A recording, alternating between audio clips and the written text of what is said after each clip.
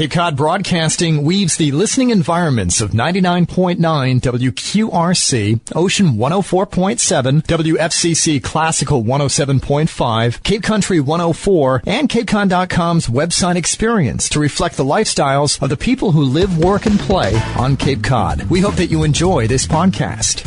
I'm Laura Reckford, and this is Sunday Journal. I'm here in the studio with Elaine Lipton, Executive Director of the Cape Cod Chamber Music Festival. Elaine, welcome to the show. Thanks, Laura. Nice to be here. Now, this is the 36th season of the Cape Cod Chamber Music Festival. Can you give me some history on this event? Sure. Well, 36 years ago, Sam Sanders, who is a pianist from Juilliard, who founded the collaborative piano department there, was on the Cape visiting with some family who actually lived just off Cape, and decided that it would be a terrific place for a chamber music festival. And so he started organizing in New York some of his friends from Juilliard, and he would throw everybody in a vehicle and drive them up here, and they would do a couple of concerts, which they would repeat 2 or 3 times in different places on the Cape, and eventually that grew into what we are today. That's a great history for it. And how did you get involved? I actually got involved with the festival first as an audience member.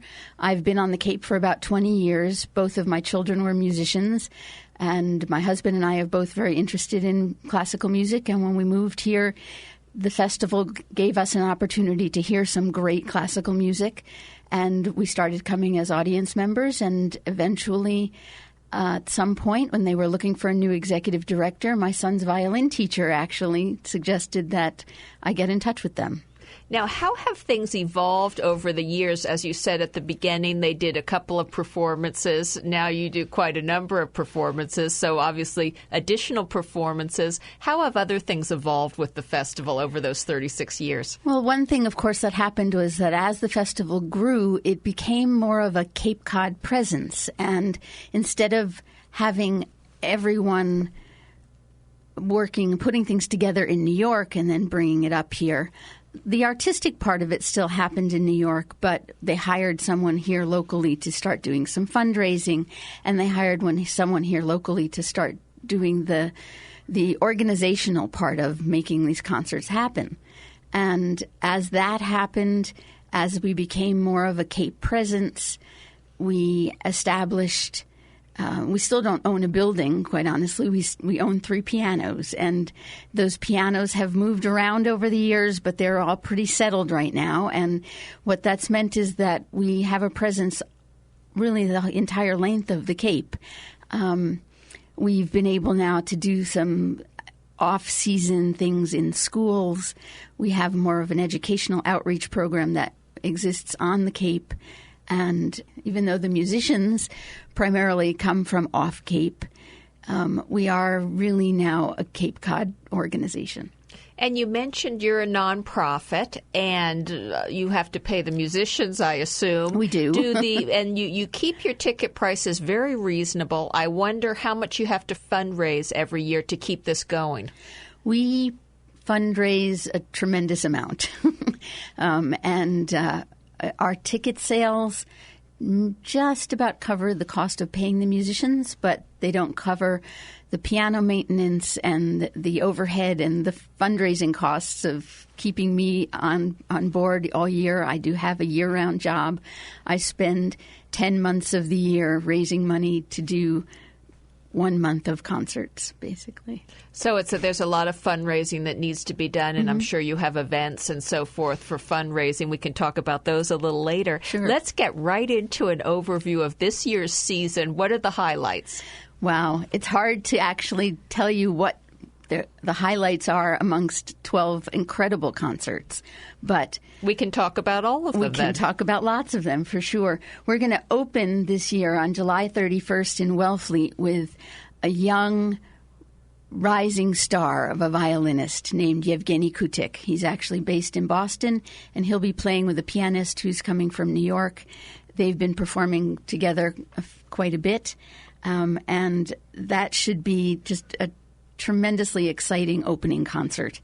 We, of course, have the Emerson String Quartet, one of the premier quartets in the entire world. Very well known. Who are very well known, and they will come this year for the This is their third year, I think, that they'll be coming. So you've had them a few times. They've come a few times. And that's a real coup to get them here. It's a coup to get them here. They have played over the years with both of my artistic directors. And the thing is that they come here and they feel part of the Cape Cod Chamber Music Festival family.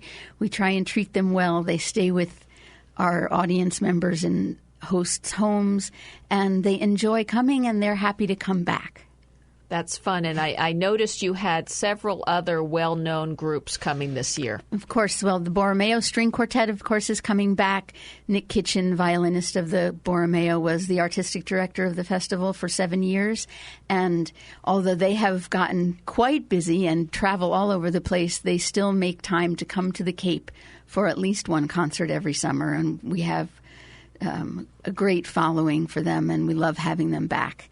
The Boston Trio is going to come this year. It'll be the first time that we've hosted the Boston Trio, and we're excited to have them here, particularly because their cellist, Astrid Sween, is about to leave the Boston Trio to be the cellist for the Juilliard String Quartet.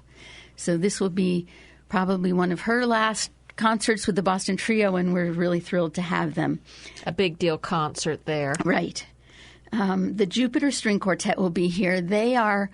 well, they're no longer a young quartet. They're probably a middle-aged quartet now. But they'll be doing a 3-concert residency for us. They'll be here for an entire week. They'll do a concert in Cotuit, a concert in Orleans, and a concert in Wellfleet. And we're really looking forward to that. I noticed looking at the performers, you have a wide variety of performers. You do have younger people. Of course, it's a chamber music festival. What defines chamber music, and do you find that there is a wide variety where you're getting different groups, different ages of groups?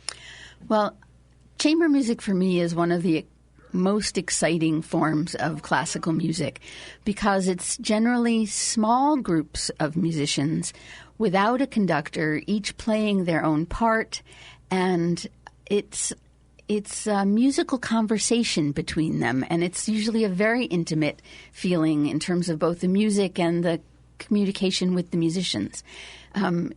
We do our concerts mostly in churches, and I think that when you're at a chamber music concert, you really do feel like you're part of the conversation. Is it a continuing challenge to keep chamber music relevant to young people, or to actually get young people to come to the concert and understand what chamber music is all about? Well, it's an interesting thing now. There is an organization, a national organization called Chamber Music America, and they define chamber music for themselves as small groups of musicians without a conductor, each playing their own part. You will notice if you think about it. They don't say classical. Every rock band falls into that category. Lots and lots of jazz and world music and chamber music. And the grander scheme is starting to incorporate those things. There's not a lot of it is amplified. But in these churches, for example, you don't need any amplification, and that's one of the wonderful things about the venues. And I think that there are lots of young musicians who find that this is a really great way to build their musical skills and their ability to interpret music. I also know that we bring...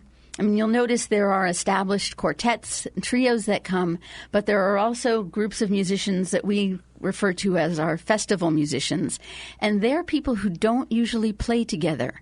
There are 5 or 6 or sometimes 8 musicians who haven't played together at all, some of them. And they come together for 2 or 3 days of rehearsal, and they perform together, and it's a very, very exciting process to watch and to listen to. We find that we get musicians sometimes who are playing for the rest of the year in large, large orchestras, and they feel that this is a reinvigoration for them of their love of music. I bet they love coming to Cape Cod. I'm Laura Reckford, and this is Sunday Journal. I'm talking with Elaine Lipton, Executive Director of the Cape Cod Chamber Music Festival. We're talking about the festival, which is coming up July 31st to August 28th. And one thing very interesting about this festival is the venues are all around the Cape, mid, lower, outer, in this year's concerts. And talk about that, how you set that up, and what's the importance of having this festival really be different places throughout the Cape. Well, one thing that we do love is that we can bring this kind of music to people from one end of the Cape to the other, and they don't have to drive very far in August. For anyone who's been on the Cape in the summer, you know that if you live in Cotuit, you don't want to drive to Wellfleet to a concert. And this allows people in all of those areas to hear this music without having to go very far. We don't own a building. We do own 3 pianos. One of our pianos is in Wellfleet at the First Congregational Church. One of our pianos is in Chatham at the Congregational Church. And one of our pianos is at the Cotuit Center for the Arts. So we plan 2 or 3 concerts, 4 in Wellfleet, at those venues. And then we do a concert in Provincetown, a concert in Dennis, a concert in Orleans.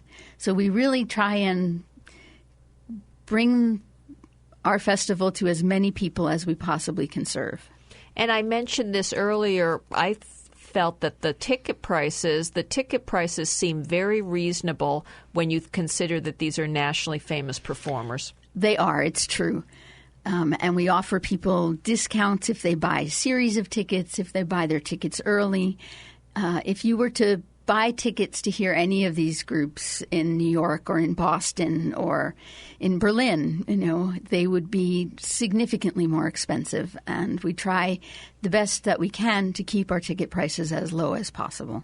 And I notice you even have a first-time buyer's discount. We have a first-time buyer's discount. We have a student discount. Students to any concert of any age are $15, and anyone 18 and under is free to any concert. And talking about the fundraising, as we were talking earlier, you have, I think, raffle tickets at the concerts. We do. We received some very generous underwriting from JetBlue this year in the form of a couple of round-trip tickets that we're raffling off. And they will be on sale starting on Monday if you want to come into the office to buy them. But they'll be on sale at every concert, either upstairs by the box office or downstairs by the concession table at intermission. And we hope to sell lots of them. We'll do our drawing on August 28th at our last concert, probably during intermission. And you don't have to be present to win, but we sure would love it if you came and bought a lot of tickets. Sounds like a lot of fun. And speaking of fun, I noticed you have a potluck picnic that comes up in August. We do. We have one. We have a gala that is our fundraising gala that's on August 2nd that'll be at the Cultural Center of Cape Cod. But we tried a couple of years ago for the first time to create an event.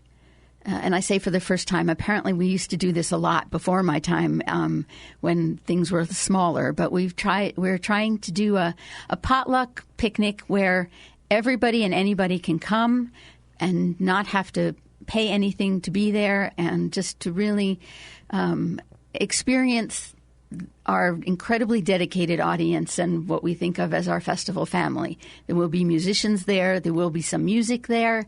And the food will be as good as people bring. And you had mentioned, you had referred to this earlier, and I think it's very interesting. You host the musicians are hosted by local Cape Codders who volunteer to put them up in their homes. That must be a fascinating thing to do. They are, and it's really wonderful to see the kinds of relationships that the hosts develop with the musicians.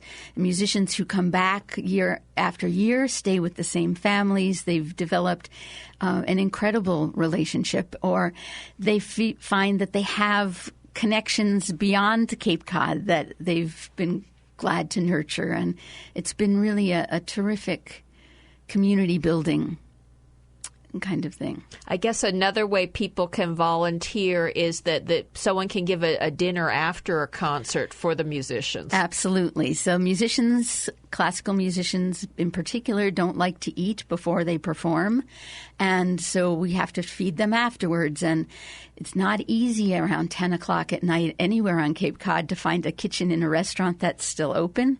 So we have volunteers who prepare dinners in their homes after concerts, and those often turn into just tremendously fun events.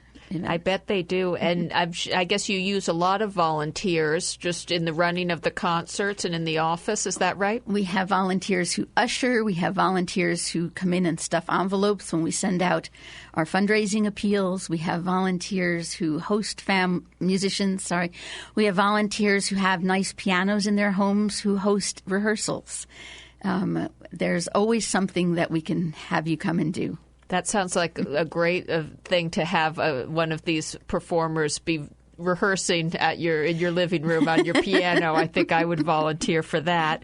Now, in the last couple of minutes, let's just remind people how they can purchase tickets and what concert comes up first and how they can get in touch with you. Sure.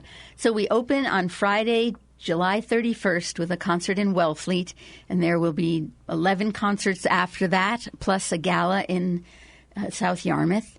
You can purchase tickets online at our website at www.capecodchambermusic.org.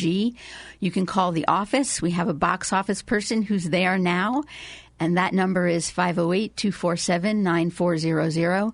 And we always welcome anyone come into the office and purchase tickets. We love that. And, of course, then you can buy tickets at the concerts when you go. And unfortunately, we're out of time. I've been talking to Elaine Lipton, Executive Director of the Cape Cod Chamber Music Festival. Thank you so much, Elaine, for being with me here today. Thank you. It's been great. I'm Laura Reckford, and this is Sunday Journal. This podcast is a presentation of Cape Cod Broadcasting, which is solely responsible for its content. Thank you for listening. For more information, please visit us at capecodbroadcasting.com.